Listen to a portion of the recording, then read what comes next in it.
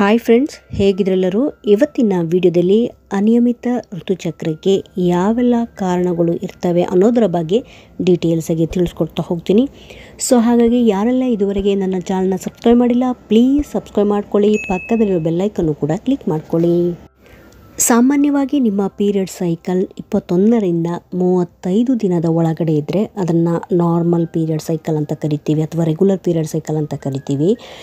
ಒಂದು 2-3 ದಿನ ಆ ಕಡೆ ಈ ಕಡೆ ಆಗ್ಬೋದು. ಅದು ಬಿಟ್ಟು ನಿಮಗೆ ಇವಾಗ ಈ ತಿಂಗಳಲ್ಲಿ ಆಗಲೇ ಇಲ್ಲ, ಅಥವಾ ಒಂದು 15 ಡೇಸ್ ಬಿಟ್ಟು ಲೇಟ್ ಆಗೋದು, ಅಥವಾ ಕೆಲವರಿಗೆ 2 ಮಂತ್ಸ್ ಬಿಟ್ಟು ಲೇಟ್ ಆಗುವಂಥದ್ದು, ಮತ್ತು ಕೆಲವರಿಗೆ ತಿಂಗಳಿಗೆ 2 ಬಾರಿ ಪೀರಿಯಡ್ ಆಗುವಂಥದ್ದು, ಮತ್ತು ಕೆಲವರಿಗೆ ಏನಾಗುತ್ತೆ ಅಂತ ಹೇಳಿದರೆ ಟ್ಯಾಬ್ಲೆಟ್ಸ್ ತೊಗೊಂಡ್ರೆ ಮಾತ್ರ ಪೀರಿಯಡ್ ಆಗುವಂಥದ್ದು. ಈ ರೀತಿ ಒಂದು ವೇಳೆ ನಿಮ್ಮ ಪೀರಿಯಡ್ ಸೈಕಲಲ್ಲಿ ವೇರಿಯೇಷನ್ ಆದರೆ ಅದನ್ನು ಇರ್ರೆಗ್ಯುಲರ್ ಪೀರಿಯಡ್ ಅಂತ ಹೇಳ್ತೀವಿ.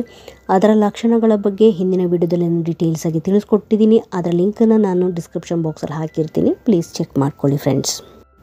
ಇವಾಗ ನಿಮಗೆ ಇರ್ರೆಗ್ಯುಲರ್ ಪೀರಿಯಡ್ ಆಗಲಿಕ್ಕೆ ಯಾವೆಲ್ಲ ಕಾರಣಗಳು ಪ್ರಮುಖವಾಗಿ ಕಾಣಿಸ್ಕೊಳ್ತವೆ ಅಂತ ಹೇಳಿದರೆ, ಮೊದಲನೇದಾಗಿ ಅಂಡೋತ್ಪತ್ತಿಯ ಸಮಸ್ಯೆಗಳು. ಇದರಲ್ಲಿ ಗರ್ಭಧಾರಣೆಯ ಸಾಧ್ಯತೆಯು ಪಕ್ವವಾದ ಅಂಡಾಣು ಬಿಡುಗಡೆ ಅಥವಾ ಋತುಚಕ್ರದ ಅಂಡೋತ್ಪತ್ತಿ ಆಧರಿಸುತ್ತದೆ. ಅನಿಯಮಿತ ಅಂಡೋತ್ಪತ್ತಿ ಅಥವಾ ಅಂಡೋತ್ಪತ್ತಿಯ ಕೊರತೆ ಅನಿಯಮಿತ ಋತುಚಕ್ರವನ್ನು ಉಂಟು ಮಾಡುತ್ತೆ.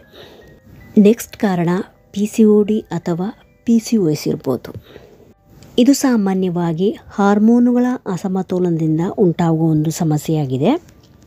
ಈ ರೀತಿ ಇದ್ದವರಲ್ಲಿ ಅಂಡೋತ್ಪತ್ತಿಯ ಸಮಸ್ಯೆ ಕಾಣಿಸ್ಕೊಳ್ಬೋದು. ಅಂಡೋತ್ಪತ್ತಿ ಅಂದರೆ ಅಂಡಾಶಯದಿಂದ ಅಂಡಾಣು ಬಿಡುಗಡೆ ಆಗದೇ ಇರುವಂಥದ್ದು. ಈ ರೀತಿ ಆದಲ್ಲಿ ಏನಾಗುತ್ತೆ, ಅಂಥವರಲ್ಲಿ ಇರ್ರೆಗ್ಯುಲರ್ ಪೀರಿಯಡ್ನ ಸಮಸ್ಯೆ ಕಾಣಿಸ್ಕೊಳ್ಳುತ್ತೆ. ಥೈರಾಯ್ಡ್ನ ಸಮಸ್ಯೆ ಇದ್ದವರಲ್ಲಿ, ಫೈಬ್ರಾಯ್ಡ್ಸ್ನ ಏನಾದರೂ ಒಂದು ಸಮಸ್ಯೆ ಕಂಡು ಬಂದಲ್ಲೂ ಕೂಡ, ಮತ್ತು ಕೆಲವರಲ್ಲಿ ಎಂಡೋಮೆಟ್ರಿಯೋಸಿಸ್ ಅಂತ ಒಂದು ಸಮಸ್ಯೆ ಇರುತ್ತೆ. ಆ ರೀತಿಯ ಸಮಸ್ಯೆ ಒಂದು ವೇಳೆ ಇದ್ದವರಲ್ಲಿ, ಯೂಟ್ರೈನ್ ಪಾಲಿಪ್ ಅಂತ ಇರುತ್ತೆ, ಆ ರೀತಿಯ ಸಮಸ್ಯೆ ಕಂಡು ಬಂದವರಲ್ಲೂ ಕೂಡ ಪೀರಿಯಡ್ ಇರ್ರೆಗ್ಯುಲರ್ ಆಗ್ಬೋದು. ಮತ್ತು ಕೆಲವರಲ್ಲಿ ಪೆಲ್ವಿಕ್ ಇನ್ಫ್ಲಮೇಟರಿ ಡಿಸೀಸ್ ಅಂತ ಇರುತ್ತೆ. ಇದು ಲೈಂಗಿಕವಾಗಿ ಹರಡುವಂಥ ರೋಗವಾಗಿದೆ, ಅದನ್ನು PID ಅಂತೂ ಕೂಡ ಕರಿತೀವಿ. ಈ ರೀತಿಯ ಒಂದು ವೇಳೆ ಸಮಸ್ಯೆ ಇದ್ದವರಲ್ಲೂ ಕೂಡ ನಿಮ್ಮ ಪೀರಿಯಡ್ ಸೈಕಲ್ ಇರ್ರೆಗ್ಯುಲರ್ ಆಗ್ಬೋದು. ಪ್ರೀಮೆಚ್ಯೂರ್ ಓವೇರಿಯನ್ ಇನ್ಸಫಿಷಿಯನ್ಸಿಯಿಂದನೂ ಕೂಡ ಈ ರೀತಿಯ ಸಮಸ್ಯೆ ಕಾಣಿಸ್ಕೊಳ್ಳುತ್ತೆ. ಒಂದು ವೇಳೆ ನೀವೇನಾದರೂ ಬರ್ತ್ ಕಂಟ್ರೋಲ್ ಪಿಲ್ಸನ್ನು ತೆಗೆದುಕೊಳ್ತಾ ಇದ್ರೂ ಕೂಡ ನಿಮ್ಮ ಪೀರಿಯಡ್ ಸೈಕಲ್ ಇರ್ರೆಗ್ಯುಲರ್ ಆಗ್ಬೋದು. ನೆಕ್ಸ್ಟ್, ನಿಮ್ಮ ತೂಕ ಏನಾದರೂ ಕಡಿಮೆ ಆದರೆ, ಅಂದರೆ ಅಂಡರ್ ವೇಟ್ ಇದ್ರೂ ಕೂಡ ಅಥವಾ ಓವರ್ ವೇಟ್ ಇದ್ರೂ ಕೂಡ ನಿಮ್ಮ ಪೀರಿಯಡ್ ಸೈಕಲ್ ಇರ್ರೆಗ್ಯುಲರ್ ಆಗ್ಬೋದು.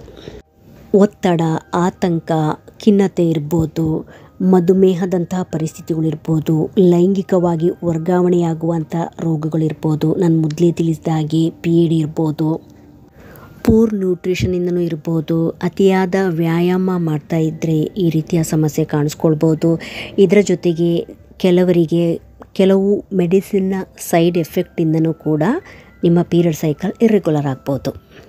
ಕಂಟಿನ್ಯೂಸ್ ಆಗಿ ಬ್ರೆಸ್ಟ್ ಫೀಡಿಂಗ್ ಮಾಡ್ತಾ ಇದ್ದರೆ, ಪ್ಯೂಬರ್ಟಿ, ಈ ಒಂದು ಪ್ರೌಢಾವಸ್ಥೆಯ ಸಮಯದಲ್ಲಿ, ಅಂದರೆ ಋತುಮತಿ ಯಾವಾಗ ಆಗ್ತಾರೆ ಆ ಒಂದು ಸಂದರ್ಭದಲ್ಲಿ, ಒಂದು ಸ್ಟಾರ್ಟಿಂಗಲ್ಲಿ ನಿಮಗೆ ಈ ರೀತಿಯ ಲಕ್ಷಣಗಳು ಕಾಣಿಸ್ಕೊಳ್ಬೋದು. ನಿಮಗೆ ರೆಗ್ಯುಲರಾಗಿ ಪೀರಿಯಡ್ ಸೈಕಲ್ ಆಗದೆ ಇರ್ಬೋದು.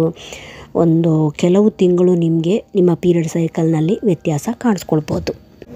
ಆ್ಯನೋಲೇಷನ್ ಅಂತಹ ಕಂಡೀಷನ್, ಅಂದರೆ ನಿಮಗೆ ಅಂಡೋತ್ಪತ್ತಿಯೇ ಆಗದೆ ಇರುವಂತಹ ಸಂದರ್ಭದಲ್ಲೂ ಕೂಡ ನಿಮ್ಮ ಪೀರಿಯಡ್ ಸೈಕಲ್ ಇರ್ರೆಗ್ಯುಲರ್ ಆಗ್ಬೋದು. ಎಕ್ಟೋಪಿಕ್ ಪ್ರೆಗ್ನೆನ್ಸಿ ಆದರೆ, ಇಂಟ್ರಾ ಯೂಟ್ರೈನ್ ಡಿವೈಸ್ IUD ಇರ್ಬೋದು, ಮತ್ತು ನೀವು ಪ್ರೀಮೆನೋಪಾಸ್ ಋತುಬಂಧಕ್ಕೆ ಏನಾದರೂ ಹತ್ತಿರ ಆಗ್ತಾ ಇದ್ರೂ ಕೂಡ ನಿಮ್ಮ ಪೀರಿಯಡ್ ಸೈಕಲ್ ಇರ್ರೆಗ್ಯುಲರ್ ಆಗ್ಬೋದು. ಏಜ್ ಕೂಡ ಇಲ್ಲಿ ಮ್ಯಾಟರ್ ಆಗ್ತಾ ಇದೆ. ಮಹಿಳೆಯರಿಗೆ ಸಾಮಾನ್ಯವಾಗಿ ಏಜ್ ಆಗ್ತಾ ಹೋದಂಗೆ ಅವರ ಪೀರಿಯಡ್ ಸೈಕಲ್ನಲ್ಲೂ ಕೂಡ ವೇರಿಯೇಷನ್ ಕಾಣಿಸ್ಕೊಳ್ಳುತ್ತೆ. ನೀವು ಯಾವ ರೀತಿಯ ಲೈಫ್ ಸ್ಟೈಲ್ ನಡೆಸ್ತೀರಾ ಅದು ಕೂಡ ಇಲ್ಲಿ ಕನ್ಸಿಡರ್ ಮಾಡಲಾಗುತ್ತೆ. ಅದು ಬಿಟ್ಟು ನೀವು ಒಂದು ವೇಳೆ ಪ್ರೆಗ್ನೆನ್ಸಿಗೆ ಪ್ಲ್ಯಾನ್ ಮಾಡ್ತಾ ಇದ್ದು ಆ ಒಂದು ಸಂದರ್ಭದಲ್ಲಿ ನಿಮಗೇನಾದರೂ ಪ್ರೆಗ್ನೆನ್ಸಿ ಪಾಸಿಟಿವ್ ಬರುವಂತಹ ಸಂದರ್ಭ ಇದ್ದರೆ ಆ ಒಂದು ತಿಂಗಳಲ್ಲಿ ನಿಮಗೆ ಪೀರಿಯಡ್ ಸೈಕಲ್ ಮಿಸ್ ಆಗ್ಬೋದು. ಇದು ಒಂದು ಕಾರಣ ಇರ್ಬೋದು ನಿಮ್ಮ ಪೀರಿಯಡ್ ಸೈಕಲ್ ಇರ್ರೆಗ್ಯುಲರ್ ಆಗಲಿಕ್ಕೆ. ನೆಕ್ಸ್ಟ್, ಮಿಸ್ಕ್ಯಾರೇಜ್ ಅಥವಾ ಅಬಾರ್ಷನ್ ಆದ್ರೂ ಕೂಡ ನಿಮ್ಮ ಪೀರಿಯಡ್ ಸೈಕಲ್ನಲ್ಲಿ ವ್ಯತ್ಯಾಸ ಕಾಣುವಂಥ ಸಾಧ್ಯತೆಗಳಿರ್ತವೆ.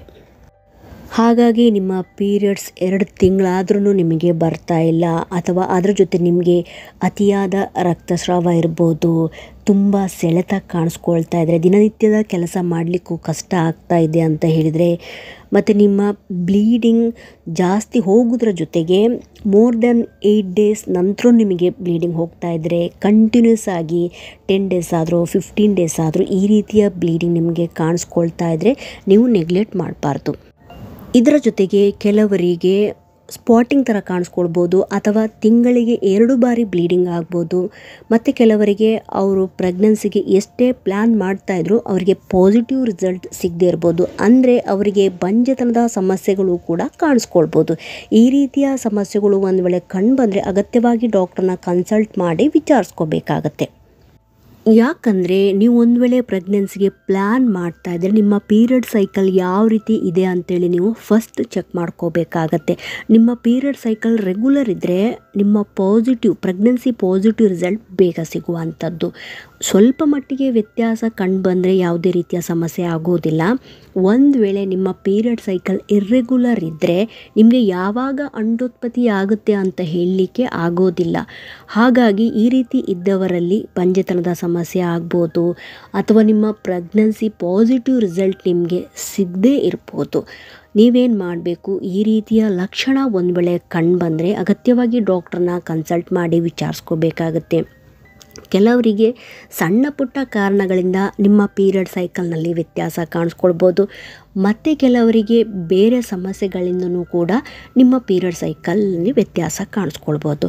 ಸೊ ಹಾಗಾಗಿ ನೀವು ಅಗತ್ಯವಾಗಿ ಡಾಕ್ಟ್ರನ್ನ ಕನ್ಸಲ್ಟ್ ಮಾಡಿ ಯಾವ ಕಾರಣಕ್ಕೋಸ್ಕರ ನನ್ನ ಪೀರಿಯಡ್ ಸೈಕಲ್ ಇರ್ರೆಗ್ಯುಲರ್ ಆಗಿ ಆಗ್ತಾ ಇದೆ ಅಂತ ಹೇಳಿ ಟೆಸ್ಟ್ ಮಾಡಿ ಅದಕ್ಕೆ ಬೇಕಾದ ಟ್ರೀಟ್ಮೆಂಟನ್ನು ಪಡೆದುಕೊಂಡು ಸರಿ ಮಾಡ್ಕೋಬೇಕಾಗತ್ತೆ.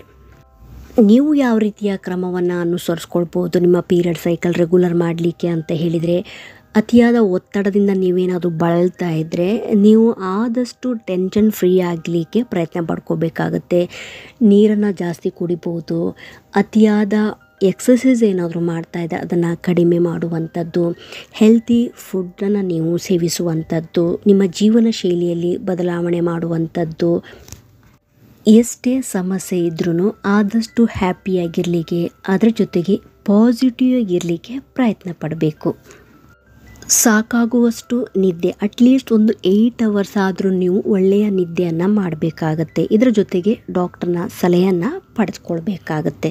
ಸೊ ಹಾಗಾಗಿ ಇವತ್ತಿನ ವಿಡಿಯೋದಲ್ಲಿ ತಿಳಿಸಿರುವಂಥ ಈ ಒಂದು ಇನ್ಫಾರ್ಮೇಷನ್ ನಿಮಗೆ ಇನ್ಫಾರ್ಮೇಟಿವ್ ಅನಿಸಿದ್ದಲ್ಲಿ ಪ್ಲೀಸ್ ಸಬ್ಸ್ಕ್ರೈಬ್ ಮಾಡೋದನ್ನು ಮರಿಬೇಡಿ. ಸಿಗ್ತೀನಿ ಮುಂದಿನ ವಿಡಿಯೋದಲ್ಲಿ. Thank you so much friends.